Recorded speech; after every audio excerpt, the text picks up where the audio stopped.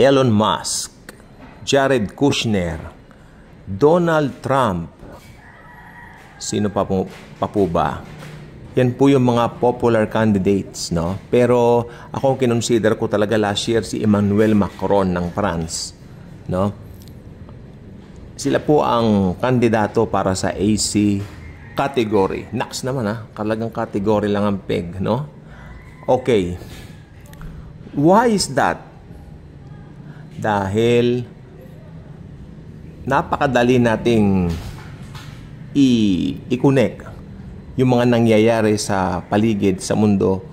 Especially alam natin na ang mundo ay may lilitaw na isang pinuno.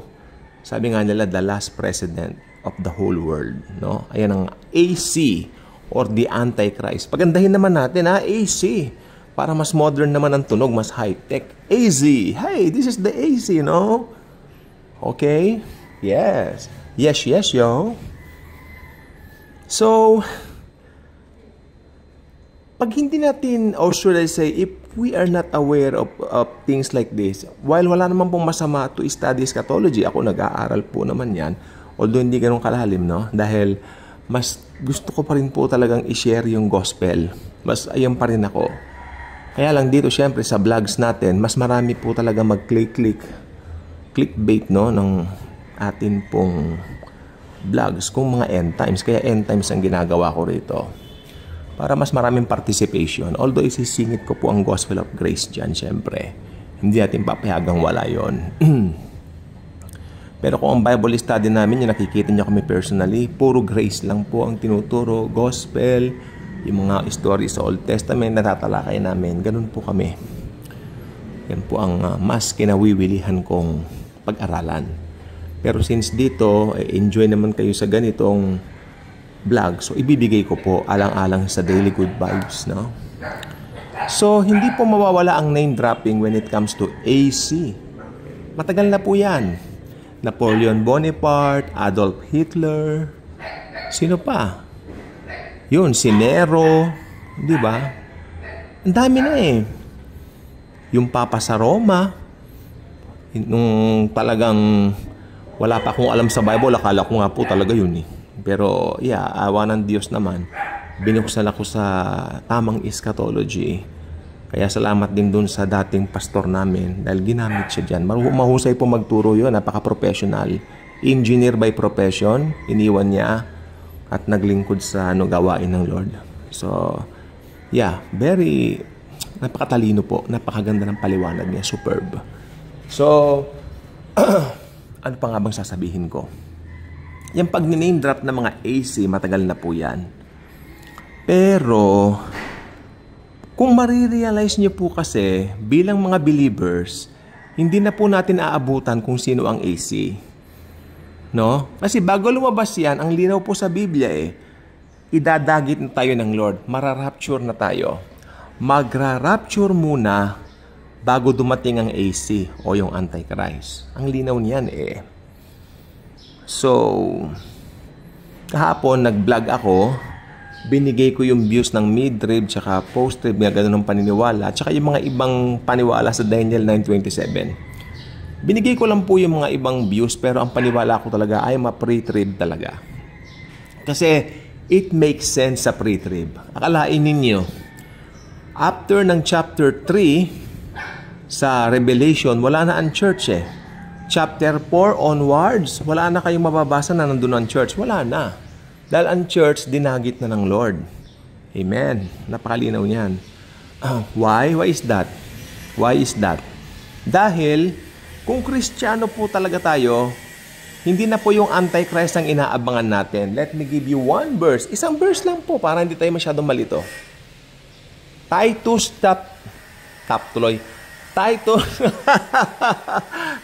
chapter 2 verse 13. I am using ano bang Bible? Teka, yung librong to. Ano ba ito? Teka, tingnan ko. Teka lang Anong Bible to? NASB. NASB. Sorry. NASB.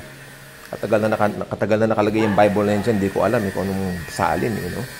Ngek. Okay? So, Titus chapter 2 verse 13. Looking for the blessed hope and the appearing of the glory of our great God and Savior, Christ Jesus.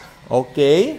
So, looking for the blessed hope and the appearing of the glory of our great God and Savior, Christ Jesus. Amen.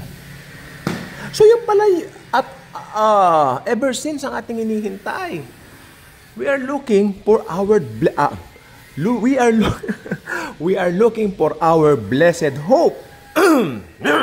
Okay? Sorry po. Medyo minamalat tayo.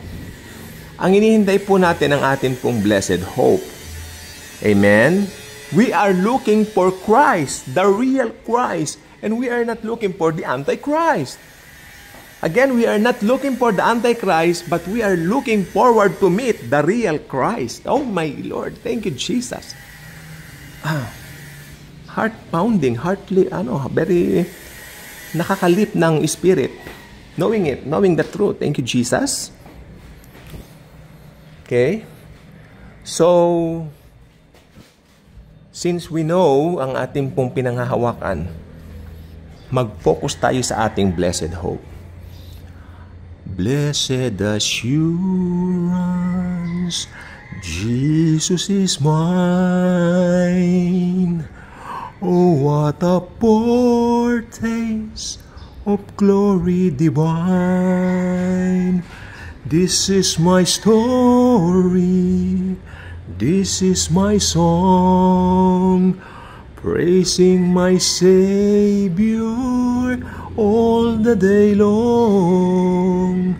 This is my story, this is my song, praising my Savior all the day long.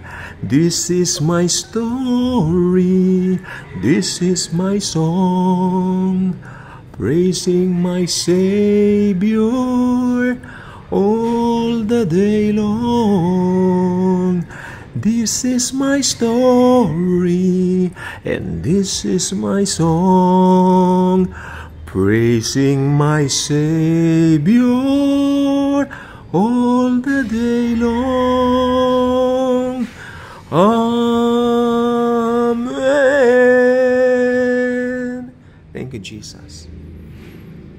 We are looking for our blessed assurance and our blessed. We have that blessed assurance already when we put our faith in the finished work of Christ alone.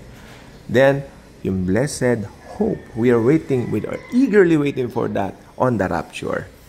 Kaya nga po, we are not looking for the AC, we're looking for JC. Again, we are not looking for the AC, but we're looking for JC. Palakpakan natin ng Panginoon, napakabuti niya. Okay? So, yes. This morning is a very wonderful morning. I would like you to enjoy each and every day that Jesus is giving you. Don't focus on the negative things. Let's focus on the positive things of life. Because positive, tingnan nyo yung positive, di ba, cross siya? Cruise. So, it signifies the finished work. And let's apply the finished work of Jesus sa lahat ng ginagawa at gagawin pa natin. And I believe, since Jesus is in control of everything, napakadali po ng buhay sa mundo. Hindi mo na i-magnify yung mga pangit, hindi mo na i-magnify yung mga negatives. Why? Because you are only magnifying what Christ has done 2,000 years ago on the cross. Jesus is so beautiful. Jesus is so sweet. Let us focus on His goodness towards us. Let us focus on His grace towards us. Bagay na hindi mawawala. Bagay naman natin magpakilanman. Okay?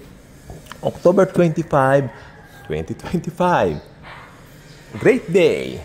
Thank you, Jesus. Happy day. Hallelujah. Thank you, Jesus.